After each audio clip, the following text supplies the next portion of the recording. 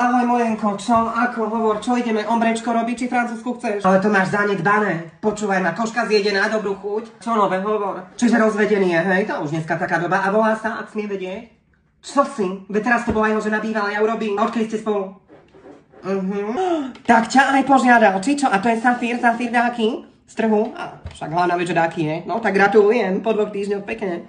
A počúvaj ďalej, že Miladu vyhodili z roboty, že nafúkala, hej. Eva, poníže modrý dom, čo je? No, Štefan je zahýba. Ja to tu všetko počujem. No a počúvaj, že idú plaváren zavrieť, no, že plesne našli. No ako to tam tie ženy dezinfikujú, povedz. Veď nechcem hovárať, vieš, ale...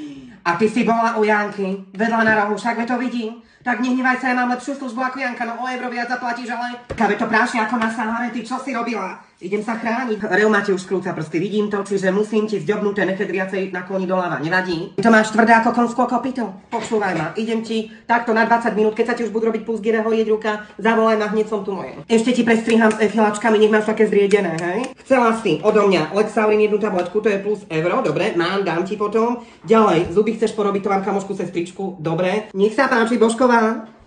Je mi ľúto, nechtík, ak odpadol, to není v záruke. No.